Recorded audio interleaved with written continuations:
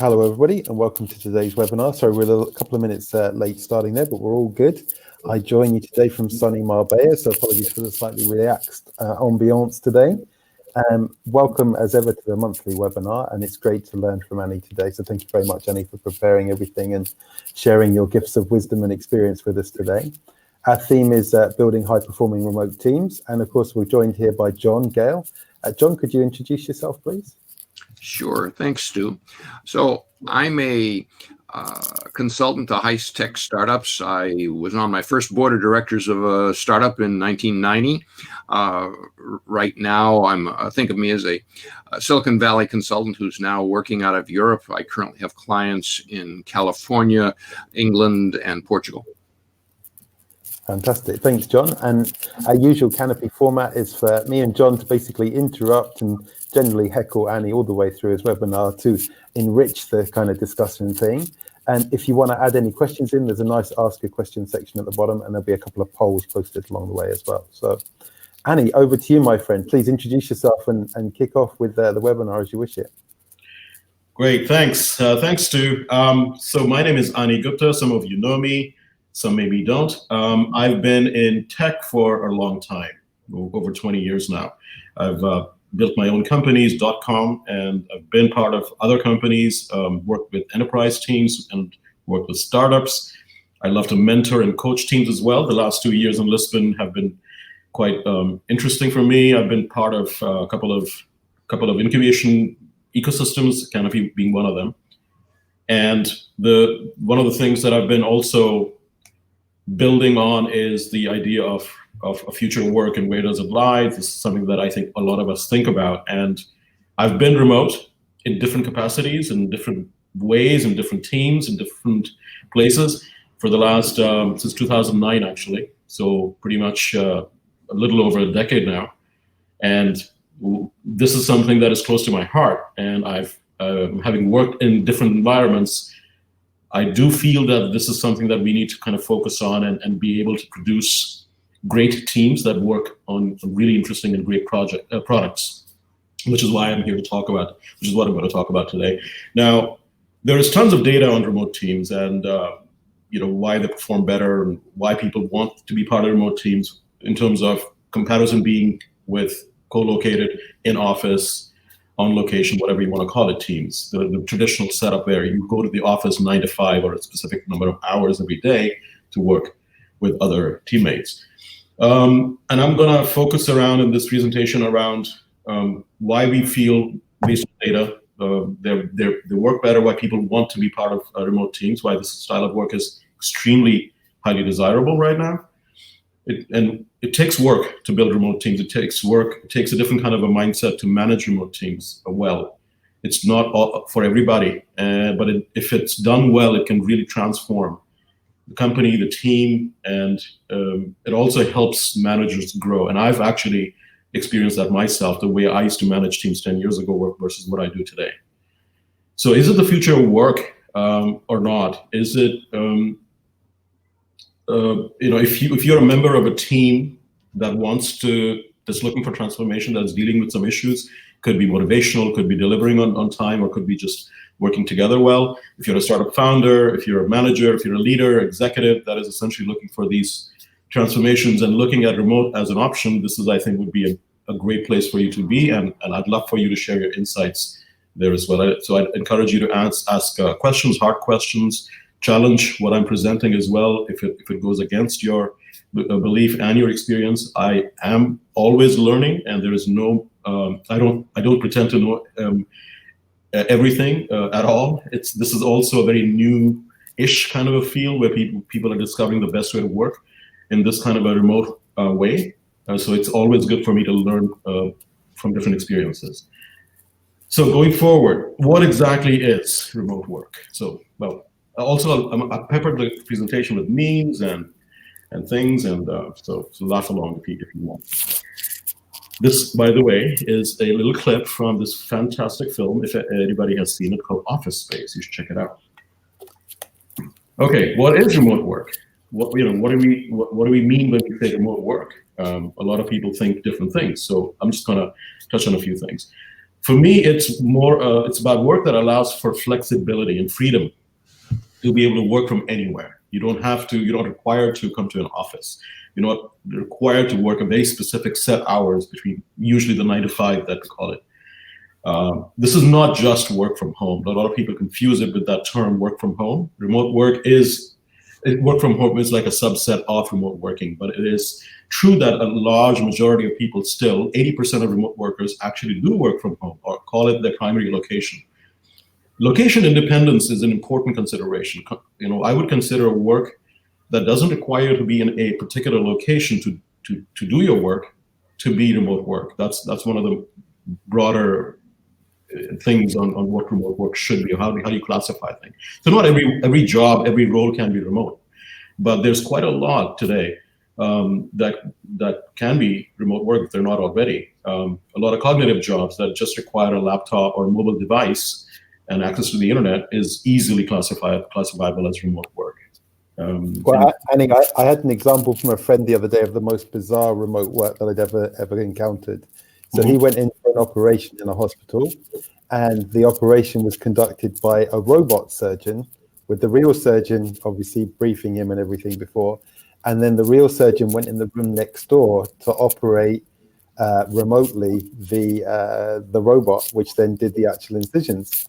And it's not very far from him being able to be anywhere he wants to do that, right? Just because the robot's doing it. There's one little bit, maybe not so much latency in that action, but very interesting idea that a surgeon could be remotely working on his tasks.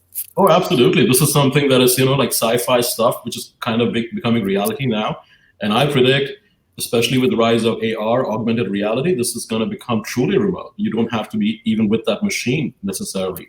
And this is something, it's called telemedicine, even telesurgery, which is quite interesting. Yeah, these kind of things are beginning to happen. This is obviously just the fringes. I'm talking about, can we look at traditional work, people, who are going to offices, having to deal with commute times and whatnot. Can we not move the regular work, day-to-day stuff that we consider mundane to become remote work and make it more exciting for folks? But that's true. That's a great example. Thanks. Yeah. Annie, how many different countries have you had clients in when you had remote relationships with them?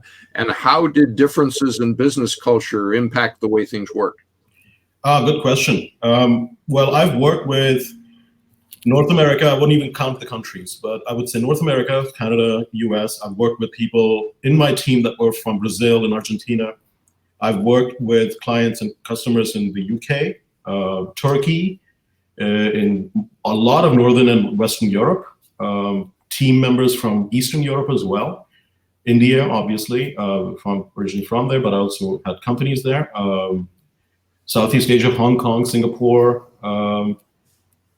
Australia, Japan, quite a few, Taiwan. So, and the question on cultural differences is quite important to understand, and this works for the team also. Now, that's the learning you need to have. Those are things I'm going to get into a little later. But yes, managers today or people in remote teams have to be culturally a lot more sensitive and mindful than it is otherwise required. And when you're remote, there's another thing you have to consider, that you're not body language is 80% of our communication normally in person to person. Remote work essentially allows you to not make the faux pas that you might make when you're in person, actually. So you can say that certain things are good for remote, when you're essentially on a screen with each other, mostly as a video call. But yes, there are cultural things. Those are things learnings that need to be had in different teams. The way people say things can be misconstrued. Some people have a more direct style. Some people don't like to, be confronted, or some people have different ways of saying things. And that is, to me, the diversity of a remote team is the beauty of the remote team. And yes, but that's something that you learn along the way. Each remote team has a different personality, I would say. Yeah. And so I'm going to continue. A lot of people think digital nomads are kind of the they're the poster child for remote teams, and that's absolutely not true. In fact, they make a very, very tiny percentage of what is remote workforce today across the board. A lot of them are from the US, and so are there a lot of remote jobs, but don't ever confuse digital nomads to be the poster child or representative of remote work. There's a lot of different types of remote work. So that's a good myth to break, essentially. Okay, so now it is common to understand that, you know, remote work is very tech oriented. There is a reason for that. But it's, you know, people think that it's only for tech guys, or it's only for tech teams or tech products. It doesn't apply to me. That's absolutely not true. Yes, the large percentage of remote jobs are in tech-enabled companies, and it's also the other way around. Because of tech, we are able to have remote jobs today. But I'll share some data with you, and you'll see what I'm talking about. Why I think it's a misconception, and we should kind of question this. So I'll give you an example. The product designer, in fact, in 2017 of Automatic, this is the company that makes WordPress. It's responsible for WordPress, which is a content management system. I'm sure some of you know about it, that essentially powers over a third of the internet websites today. He was in Lisbon in 2017, and they're a fully remote team of nearly 600 people. At that time, it was about 550 plus. And only 15 people are traveling all the time, and they consider themselves digital nomads.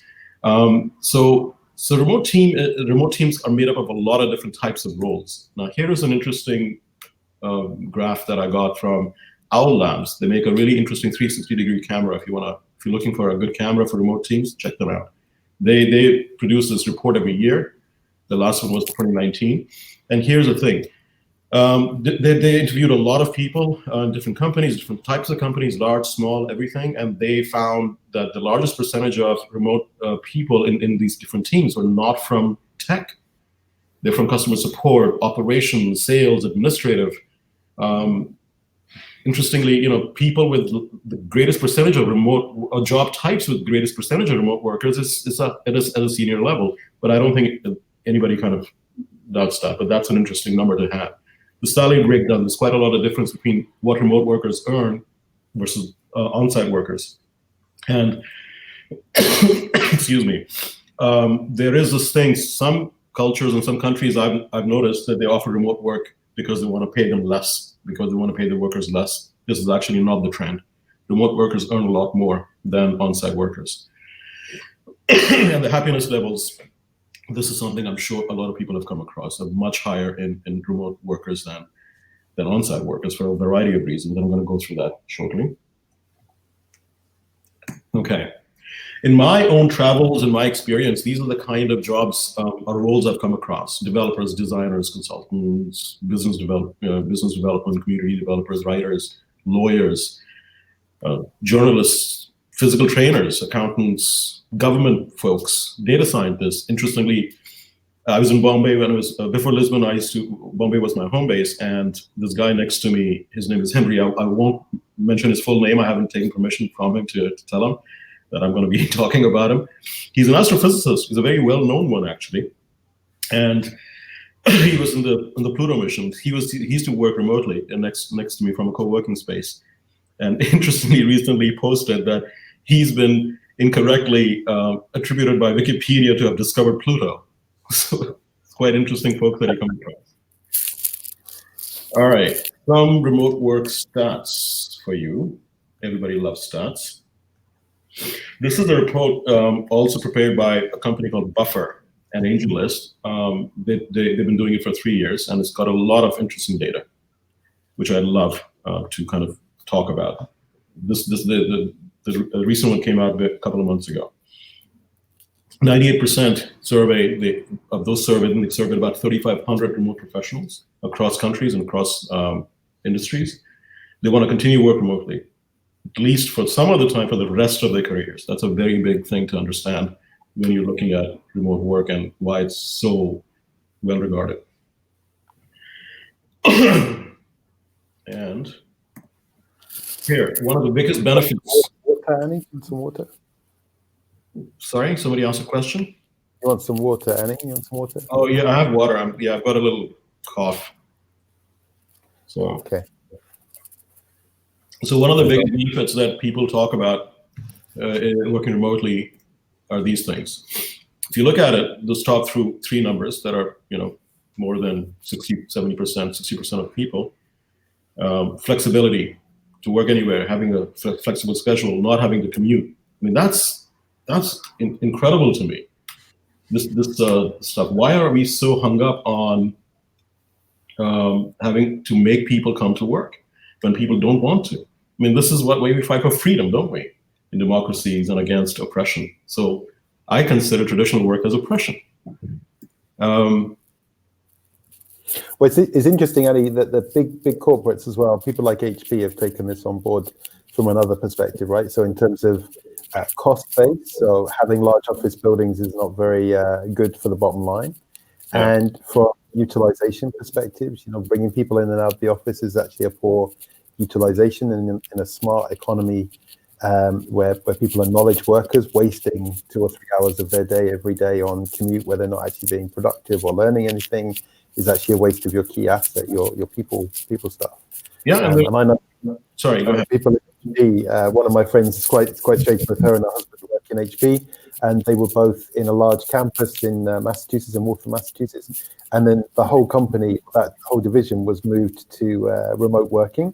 And they remote work obviously from home, both of them in different rooms in the house, sometimes on conference calls with teams, but both on the same conference call, which is kind of weird. But from an HP perspective, they then mothballed and sold off an entire campus facility, which was millions of dollars, which they put back on the balance sheet.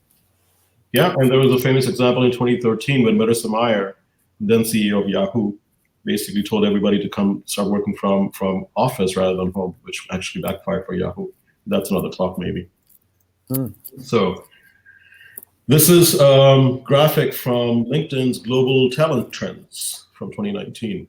And you'll notice the top 4 and the top 2, soft skills, which is another topic, not for this, but work flexibility is very, very high.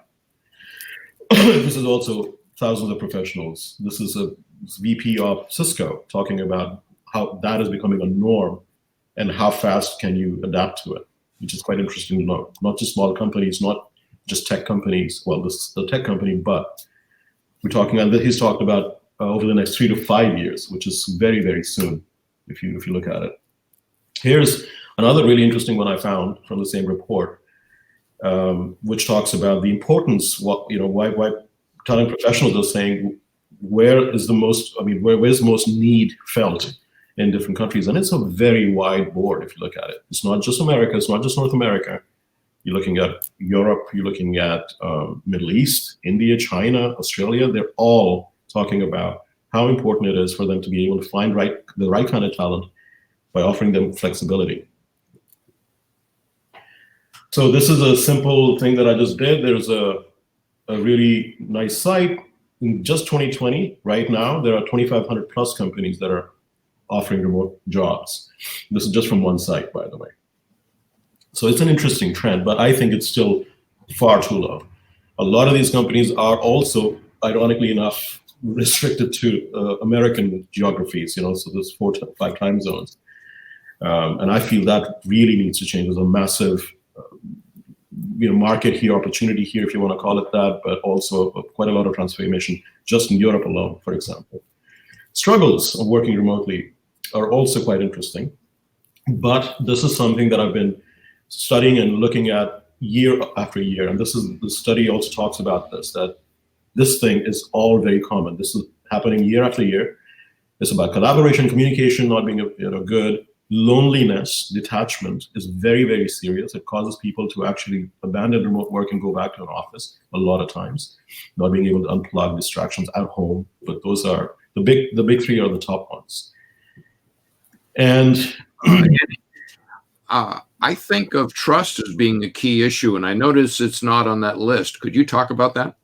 Yeah, we'll talk about it later. But yes, we're talking about what people have reported in the survey on what they have felt, what's their biggest struggle. This is remote workers, and I think you're right. I think that's an interesting survey to be had also on understanding the question of trust. And I'm going to talk about trust, later in the presentation, on why that is important. I think only reflecting on the top three things here as well, I think it's possibly aligned with why co-working spaces have become so popular in more recent years, and how people maybe substitute or surrogate a work environment with the co-working environment when they're remote workers. So they kind of choose to have an almost office or a variable office, and an environment where they can make social connections and actually choose specific hours to be in that kind of environment. I've met several digital nomads and remote workers who've chosen to do it in that way. What do you think? Is co-working aligned with remote working? Well, it's true that, well, especially in Lisbon, there's been a complete explosion of co-working spaces, like the 38 currently active ones that you can access through one app. You're right. I mean, the increase of co-working has definitely been fueled by remote work, but the data is not entirely aligned. Like I mentioned before, 80% of remote workers have talked about home being their primary work environment. They want to work from home. There is a secondary work, like if you want to mix things up, yes, they'll go to a cafe or a co-working space. But to see this explosion in co-working, it's not directly aligned with what people are doing for their co-work. Like how do they work remotely? They mostly work from home.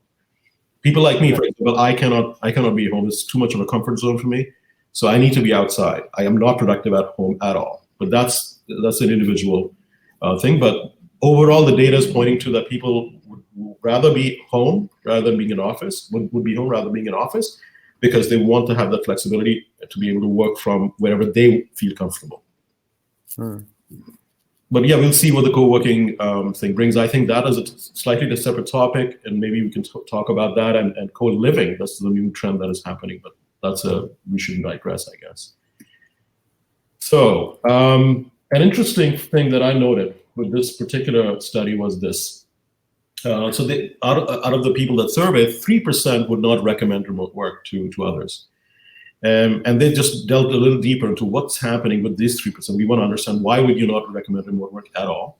And interestingly, it came out from one particular data set that these people from the 3% were primarily working in hybrid teams that are split between on location, where the majority of the team members may be, and some remote workers, which is a very clear data set, right? So that this percentage, for example, percentage of people working remotely who do not recommend remote work, 53% of work 100% of the time remotely, etc. But then if you just look at that, it doesn't tell you the clear picture. This is the clear picture. Companies' stance on remote work, and this is the dissatisfaction coming from this particular policy, is that part of the team is full-time remote and part of the team is in the same office. And that hybrid makeup is actually perhaps not the best thing if you're looking at transformative remote teams or looking at building high-performing remote teams. It's an interesting thing. It's still a work in progress in terms of this data. So what are the big issues that they found in these particular environments? 3 things. Exactly the same thing that we noticed in the general stat before, that remote teams, for them to work really well, for them to shine, the remote team managers, leaders, whoever, they need to continuously iterate on improving communication between members. And this is something that I'm reading more and more, and in my own experience, it's better to communicate more rather than less, as in, so Slack, for example, I don't know if people have used it that are on this on the presentation today, but tools like Slack, real-time communication that allows you to have that constant chatter is actually encouraged. Yes, it can lead to distraction and other things, but lack of communication is really, really, really bad for remote teams, and it really affects people. And I've seen that in my own experience. They need to have a very clear-cut way of process and workflows around collaboration. Without collaboration, any team will fail, but remote teams specifically, there has to be a very clear-cut and defined process. And the process ownership protocols need to be very well managed by the managers of those teams. Again, I've seen a lot of remote teams just kind of doing things ad hoc. That doesn't work. And today we have quite a lot of tool sets and tools and technology around it. You can use project management tools. Again, Slack is in play, collaborative documents, and rather than emails, sending things back and forth. All that stuff is there. Again, maybe perhaps it requires managers to be trained well. Understanding collaboration in remote teams is a different process than management knowledge that goes into co-located teams. So for them to be able to work better, remote teams need to work on communication, be very communicative and transparent with each other, collaborate well, and then what is being, what is loneliness? Where does this come from? The data shows, and I have experienced it, that it comes from being siloed. So the hybrid example is an interesting one. When you have primary, like say a large part of the team in a co-located situation, and then you have some remote members, those remote members will not be happy because they'll feel excluded because they're not part of that day-to-day thing, that the bonding, that the thing that is happening between the team. Sometimes they're kept out of the decision-making loops also, which is a problem. Being siloed into a remote thing because you're just remote and the rest of the team is not, is going to lead to detachments. There's no magic bullet for this. This is something that everybody's grappling with, and there's going to be a lot more hybrid teams than fully remote teams for obvious reasons. But this is something that I would love to read about or know about if you guys have come across more on how people are dealing with this. A lot of this time, again, I'll talk about this a little later, but managers, again, have to adopt a different kind of a management philosophy. It has to do with a lot more touchy-feely, mindfulness and empathy and all those kind of things. Again, I'll point that out later, but that's something that seems to work. So you have to become a lot more proactive in a remote team, which is not easy for most people, especially in the management role. Annie, yeah. So when you start a client relationship where everybody's remote and you're in charge of some team, what do you do in the first week to set the stage to work effectively and start building those relationships? So you're talking about like a direct client relationship, but I have a remote team or they have a remote team? A company has hired you to be in charge of a group to accomplish something, and everybody is remote. Right. So how do you move proactively in the first week in order to get things off to a good start? Well, depending on the size of the team, and usually it shouldn't be a very large team. Scalability is another issue, but yes, of course, if they're remote, you're dealing with a finite number of people. The first thing I'll do is to actually connect with each one of them. Understand, just like I would, let's say if I joined a co-located team, one of the things I'll do is go and talk to each of my team members, at least the team members that I'm interacting with directly.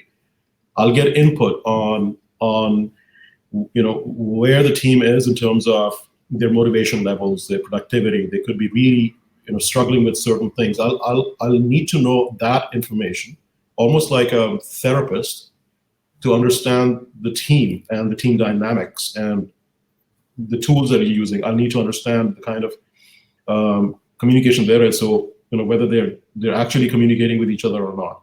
These are things that I will do in the first week alone, besides understanding, besides having a roadmap on what needs to be delivered, let's say, for whatever job I'm part of.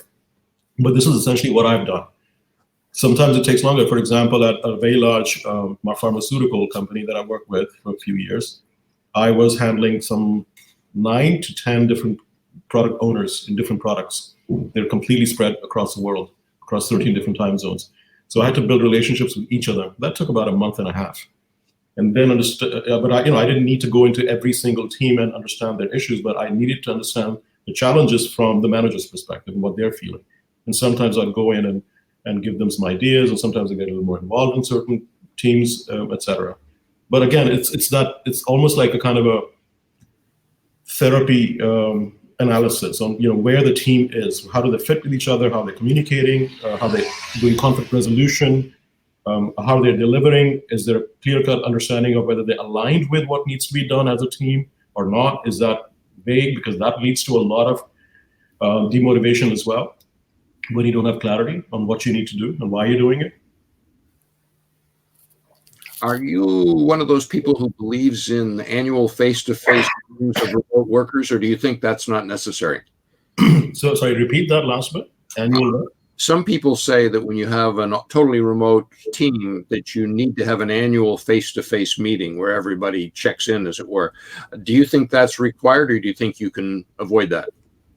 Well, again, yeah, if it's a team that is a cohesive team full-time together, yes, absolutely needed. And annual is actually a bare minimum. People are beginning to realize that having quarterly or at least semi-annual get-togethers is very, very important. People need to see each other in person, yes, for sure. If it's a different kind of a team, now I'll give you an example. TopTal is a very large, how do you call it? It's not an outsourcing company, but it's a kind of a marketplace of really top talent that you can kind of put together as a virtual team, and you can build products. So it's used in Silicon Valley, for example, John. And those are all contractors. They're not, each time there's a project, a new team is formed, essentially. In that scenario, you would think that, what's the point of having this this kind of a retreat or meetup? But TopTal places a lot of importance on having these annual meetups. And what they're doing now, because they're so large now, they're encouraging people to form little groups, regional meetups. So not everybody has to get together, but if you're, let's say, in Western Europe, and somebody says, hey, we're going to have a little retreat here for 3-4 days, TopTal will pay for it, come together and this kind of a thing. So that's, yes, I believe absolutely that you need to regularly have some kind of cadence on meeting people in person. Doesn't have to be the full team, but it needs to happen. That kind of bonding is definitely required. That we can't do away with. And I think sort of following on from that, if I reflect on the companies I know which are startups and growing and 20, 30, 40 people in size, they've chosen quarterly all hands, partly because the team is growing all the time or changing, people are leaving, and they just have to keep bringing them together to reaffirm the culture together. And as a new person joins, the culture changes, and if they're siloed and on the periphery and don't really have strong relationships, they've chosen to use the quarterly all hands to actually build those bridges with everybody. Mm-hmm. Yeah, I believe that it's required as much as possible, depending on your cadence, depending on your affordability. You need to get people together in one place more frequently than not. But this is different from having people work together. For example, famously, Matt Mullenberg, the founder of WordPress, said they were forced by their investors to actually get an HQ finally, and I think he got it in New York. And he said the New York office is not an office. We don't go there to work. We go there to party. That's a place we get together to have fun. That's the office. Our office is wherever we want to be, which is quite great, I thought. This was years ago. So, okay. So, a lot of people would think, if it's so hard and this kind of thing and touchy-feely and blah, blah, blah, why even bother? I mean, things are working fine. We'll just apply some regular management practices and improve our performance. So I'm just going to play this thing where you can see what other really, quite well-known some full remote teams are talking about, and why they, what are the issues. So again, I'm not sure what's happened here. Sorry, guys. Okay. So read along. It's just going to automatically, quickly, it's just going to automatically go. I'm not controlling the thing right now. Just want to have you to have a good idea of what they're saying, essentially. I'm going to talk about it shortly. So this is the guy I was talking about, Matt. So just to go back, I'll show you again. It went a little too fast. The potential is massive, no geographical boundaries. You can hire the smartest people, common goal, not common location. Great people make awesome stuff. We care about the work you produce, not the hours you put in. I mean, this is probably one of the most famous big remote teams out there, WordPress. Like I told you about 600 people now, maybe more. And he talked about hiring. When he hires people, he looks for the best, and then let them do their work, get out of their way. That's a very important consideration in building these remote teams, and that's where they really truly differ from traditional co-located teams. But here's the thing, as John pointed out before. This is what most people forget.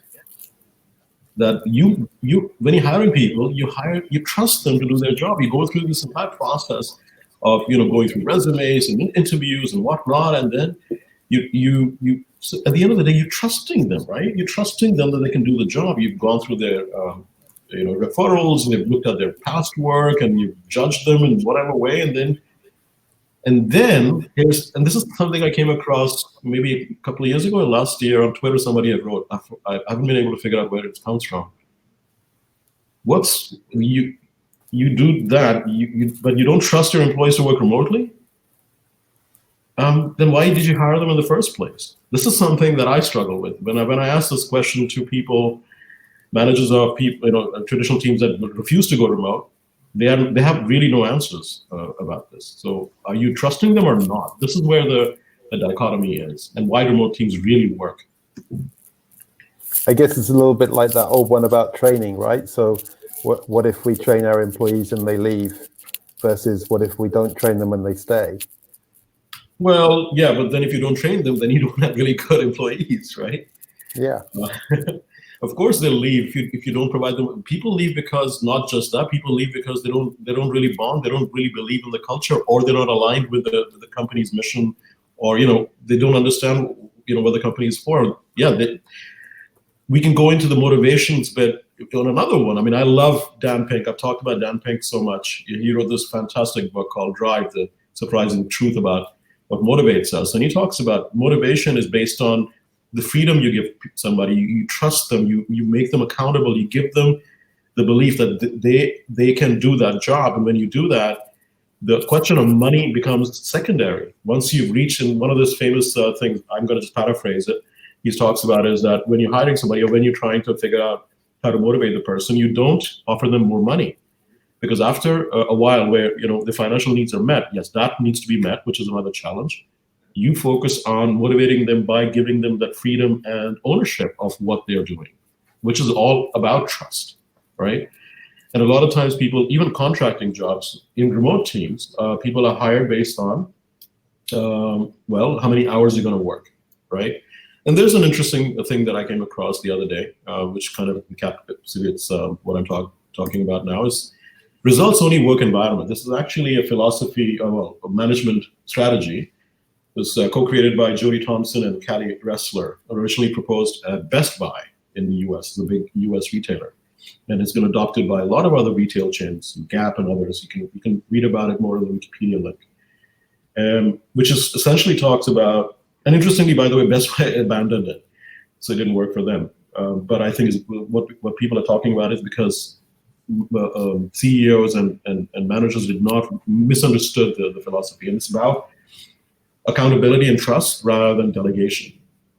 So this is something which is obviously beyond the focus of this webinar, but this is something I wanted to point out very specifically, that remote teams place emphasis on results over hours way more than traditional teams do.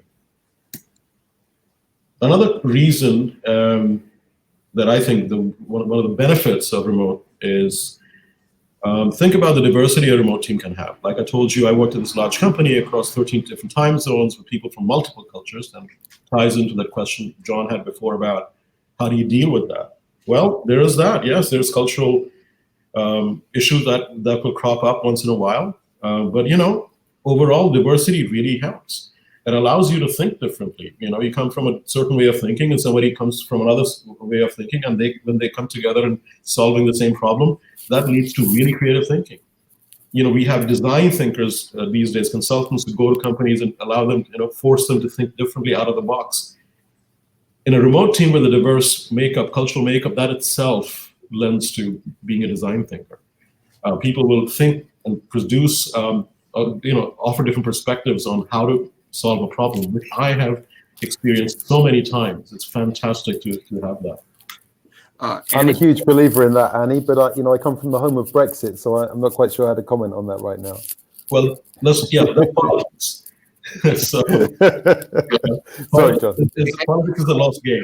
Diversity, what do you mean? Are you talking gender diversity, geographic diversity, racial diversity? What kind of diversity is most important to have? All of the above. Cultural diversity is overall, I would put it, right? So yes, gender is definitely important. That's sometimes hard, especially in engineering heavy teams when you can't find the right kind of candidates, but that's something I've struggled with because I've worked with quite very tech engineering heavy teams. But that's a struggle, but that's not insurmountable. So diversity of gender is important, absolutely. Cultural diversity is really, really important. The backgrounds of people, or what culture they come from, the languages they speak, how do they grow up, in what countries, all that lends to diversity. And even, the Sometimes ageism is an issue with startups. So having people of different age groups actually helps in creating these really super diverse teams. So diversity is something that remote teams really look for, because that's what they want. Sometimes you need co-located, teams for specific reasons, but overall, when you look at remote teams, they focus a lot. If you go to their websites, for example, these companies, they talk about diversity like a mantra. So here's another one that people tend to talk about a lot. Remote teams are actually incredibly productive. I mean, why limit yourself to one working zone when there's 24? I talked about working in 13 different time zones. Yes, it was an issue once in a while when we had our meetings, all hands. I had to wake up at 3 a.m. because somebody has to wake up at 6 a.m. in Vancouver, and I was somewhere else in a different time zone. Those are challenges, but actually the great part of it is, if you maintain the right kind of overlap, if you have good processes, then imagine you're sleeping and work is getting done. You wake up and it's done. That's an incredible thing to have. I remember talking to a senior vice president of a very large publishing house at a conference once, and she said that she had gone remote just for that reason, because they were having serious deliverable problems, focused with the team only in, let's say, the East Coast. They opened up an office in India and Australia, and they were just absolutely flabbergasted on how well and how they were able to overcome the deadline challenges, for example, and that things were getting done really, really fast. So, having remote teams and having people in different time zones actually helps more than people would think. Okay, so coming to becoming leadership. Talking about leadership. Sorry, I think I'm losing some notes here. Just give me a second. Yeah, so qualities of leaders in remote teams. I mean, this is the three things that pop out to me.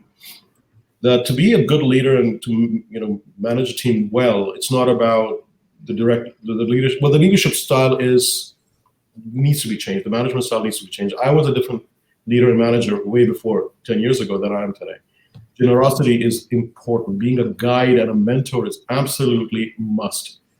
This is something that really works. Do not direct. Do not tell people what to do. Be able to, direct people, but don't delegate. Don't tell people what to do. Communication, being articulate and being able to communicate, align people on what the team is working on is extremely important. The more often you communicate, the better. That's why having tools like Slack and things like that really work. And being mindful of the needs. And what do I mean by that? Being understanding that somebody maybe needs a little bit of hand-holding to get somewhere, or understanding maybe somebody's not able to easily interact well, they're introverted or extroverted, etc. Micromanagement doesn't work in remote teams. It's, again, clashes with the concept of trust. If you are trusting the team to do it, you have to be able to communicate what needs to be done. They need to be aligned with that, and you need to just give them the trust, give them the ownership. Micromanaging is something that I've seen cause a lot of issues in remote teams, and that's something that does not work at all. So if you have a type of a job or a type of a process where micromanagement is important, or telling people what to do, that's not going to work. Then maybe remote teams are not for you. And if you're ending up micromanaging a lot in a remote team, then there's something seriously wrong with the team. This is one of my favorite things that I've been talking about for the last year. Empathy. Empathy is, one of the common traits that you'll see in their philosophy of team culture and company culture is all about this. Is empathy. And what is empathy? Well, team members in remote teams usually have very high levels of high emotional quotient. They're empathetic, which basically means they're able to put themselves in others' shoes. They're able to notice and observe a lot better rather than just react, which, John, you talked about cultural differences, right? I think that's a learning that you have in remote teams, that you don't just react to somebody who says something. It's happened to me when, let's say, somebody from Germany put something in their certain way, but I wouldn't just jump to it and say, hey, why that's just rude. You would actually want to put their perspective first, okay? In Germany, that's how they say things. And, so don't misinterpret. That's something that's truly, that to me has been a great learning experience, at least. So rather than just reacting, noticing, observing, putting yourself in somebody else's shoes, those are really good soft skills that remote teams actually look for. And if they cultivate that really shows, that really affects how the team works overall, becomes a bond, and gets people more engaged with each other, which leads to high motivation, high drive in teams as well. And for me, why is the remote teams are more of a tribe? It makes them so special. So why isn't there more remote work? I mean, why is it like everywhere if all this is if it's all true? And in my opinion, that's something that I'm still learning about and still researching and trying to figure out what stops people from going remote. Or when we talked about the kind of jobs that are suitable for remote work, why isn't it so common and at least have flexible work? But I think it has to do with bad habits or old habits. You can't change old habits. It's a lot of fear, not understanding it, or fear of losing control. A lot of teams or managers or company owners and founders and C-level people, they like to have more control over what's happening, and they feel that having people in the same place gives them more control. And at the end of the day, that's more kind of an authoritarian way of thinking. Remote work is a lot more collaborative, so maybe that's a mindset issue. It's not going to be easy. So concerns over productivity, we will lose productivity if everybody goes remote. They're going to go, enjoy time with their family rather than work on stuff. Those kind of things are, again, the same way people talked about, agile doesn't work. Well, it doesn't work because you don't implement it properly. Or, dieting doesn't work. Or, hey, I'm going to quit smoke. I'm not going to die. Most people don't die when they smoke. So those kind of things are an old way of thinking that really needs to change. And I think it's an addiction to what I call the industrial age hangover. That routine of 9 to 5 isn't actually the way things get done anymore. We don't have to go to a factory to churn out some things. A lot of people need to be cognitive, and you need to focus on what makes them work. Some people like to be night owls. Some people like to wake up early. Can they both be more productive? And if you force them to come to an office 9 to 5, they're commuting 3 hours a day. Even in Lisbon, such a small city, I've heard of so many stories. People have to commute now to come to work. Spending at least an hour and a half each way. It's a productivity time sink. It's a productivity suck, basically. It doesn't work, and bad habits are hard to break. So future of work, what is it? Well, it's data says and surveys say everything is pointing to one unavoidable fact that remote work is on the rise. It's a reality in a lot of places. It's one of the most important transformations we need to focus on how work is evolving. Technology is definitely helping the adoption, but the mindset is a blocker. There are challenges and learnings to be had. We still have a lot of questions, and this is something that is evolving along with a different type of work that is available. The gig economy, that's a very interesting question that I don't have answers to. I mean, contract and contingent worker rights, the kind of basic things that people, when they work in a company, have pensions, medical insurance, especially in the US. How does that work in this kind of a future of work, where if you're working remotely, you can just work on a project and move on, kind of a thing. But these are challenges. These are things that I'm looking for answers for, and this is not.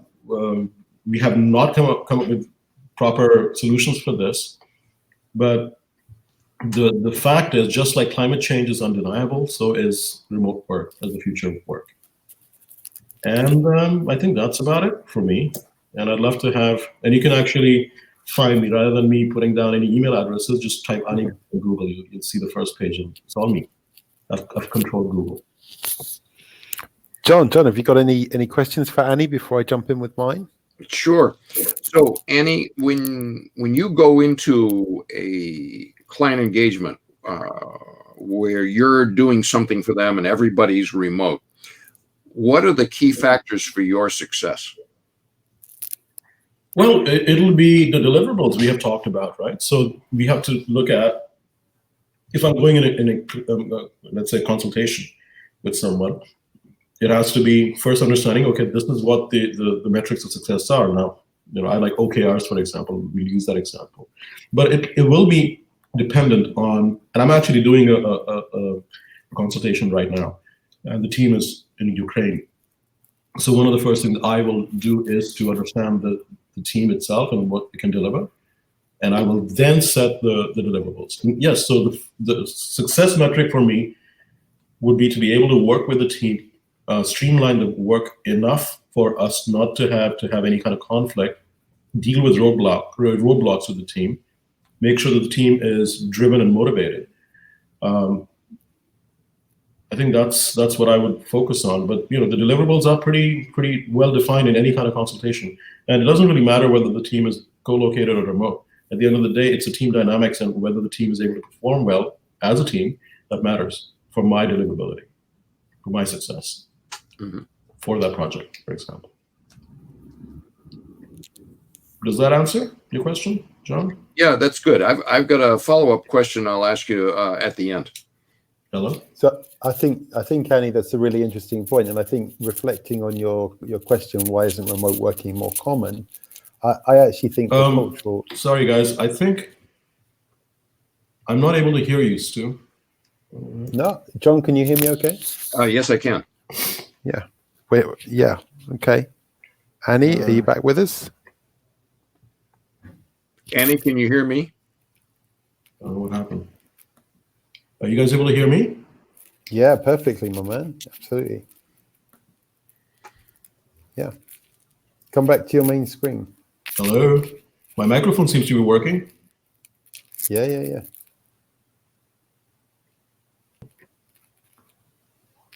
Come on, Annie, we're doing so well. Have your earphones run out of battery? What's going on now?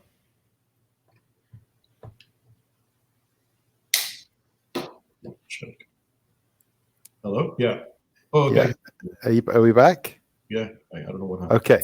So yeah, just reflecting on your question about why isn't remote working more common, I wonder if there's something in there around the culture of goal setting. And, in most organizations I've worked in, small, medium, large, and, big corporate, actually the culture of goal setting has been quite varied, and the maturity of people in being able to do it is quite varied. And I suspect maybe moving to remote working, if there was a much more consistent culture of being able to say, well, this is what we're trying to do as a goal, and this is what everybody's part is in it, and some of it can be easily done remote, if not all of it. I think maybe that's the enabler. But for a lot of organizations, goal setting is really hard, right? Actually knowing what you're supposed to be aiming towards and getting everybody on board. So they cluster around this need to be together in a physical space so that the goals can be more emergent rather than predefined. I don't know. It's my reflection. Yeah. I mean, it's an interesting play. Yeah. I would say when you're actually together in one space, that leads to a lot more confusion, where people tend to have a hell of a lot more meetings for no reason. You're wasting a lot more time when you're actually together. When you're remote, you're focused a lot more about getting things done. Yes, goal setting can be hard. It's always hard, but is that the reason why people shouldn't go remote? I think it's the opposite way. Yeah, people don't want to do things differently, even if they know it's good for them, because it's hard to change habits. But when there's a clear-cut, financial, budgetary hiring to talent acquisition case for remote work, I find it very confusing that companies are not able to see that. I mean, that's just saying that you're not really working in the interest of the company then, right? Remote work is definitely cheaper for companies to implement. Yes, it's harder on the management level of employee, like people management stuff, but in terms of productivity, it's proven to have produced way better results. It's cheaper to have people remotely, and causes less distraction, keeps people happier. Okay. I'm a big fan. So John, why don't you have the honor of the last question, and then we'll leave Annie at the end to just say the top tip he wants to give everybody to build high-performing remote teams. All right. Okay, great. Thanks, Stu. So, Annie, what you've said today has really been very interesting. I think it's delivers great value to the audience. So I want to say how much I appreciate it. I guess my closing question would be as follows. you've been doing this a long time, so you've built up an image in the industry. So what do you believe that your image is with respect to the value that you deliver to your clients? What is it about you that's different that has those clients from all over the world be interested in you? That's a tough question, John. I've been working on that. I think, well, in the soft skills and hard skills. Hard skills are very specific in terms of what I can deliver in terms of product management, team management, because I've done it. I've got a lot of experience in it. I know how things work, and I know how things don't. But that's an easy thing to show somebody, and that is what somebody would put in a CV or things like that. It's a soft skills bit. I think I would say that I have evolved, and I have realized how much there is to learn, and I've the idea of empathy, of emotional quotient, about finding the best ways to get people motivated. Those are things that are really hard to find in a normal consultant. Let's say people will focus very, very hard deliverables, but essentially be able to provide a value to the team as a whole, to say, okay, we have found a better way of working together. We've figured out what our roadblocks and challenges are as a team. That is something that I think people should be able to appreciate. And that could be my differentiator in that particular sense, because I have learned through my own experience, not just reading about it or learning a few techniques or methodologies, but it's about how to really manage people in a kind of a remote, location independent environment. The other small bit is that I've been able to work on my own productivity, levels. It's a challenge when you're working by yourself, and time management and figuring out, which is the best place to work and things like that. And so I can teach that to others as well on being more productive as a member of a remote team. So yeah, I mean, it's a tough question. I don't think I have a clear-cut answer for you on this one, though. Well, I think that was a great answer. Thank you. So, Stu? I like it. John's question is basically what makes you sexy, Annie. I love that. That was a great question. All right, so Annie, the last bit then to close us out. What's your top tip for anybody trying to build a high-performing remote team? You just have to do it. You just have to go for it. It's just do it. The Nike thing, just do it. Don't be afraid of whether it's going to work or not. There's enough information out there to prove it will. If and just do it. It's important. You have to do it. You have to evolve or die. We are living in a world where innovative companies are evolving and producing great things, but the planet is still ruled by dinosaurs, and there's going to be a meteor coming. So, okay, all right. So you have to evolve or die. I'm going to leave everybody with that. Thank you so much for sharing all your gifts of wisdom and experience today. Thank you, John, for enriching along the way, and thank you all for putting up with my more relaxed environment here in Mumbai today. So thank you, everybody. We have one of these every month, and of course we have a Founder Friday interview every month. I hope you'll be able to follow us on the channel, and look forward to seeing you on future events. Thanks, everybody. See you later. Bye-bye. Thanks, everybody. Thanks, Stu and John. Yes. Talk to you guys.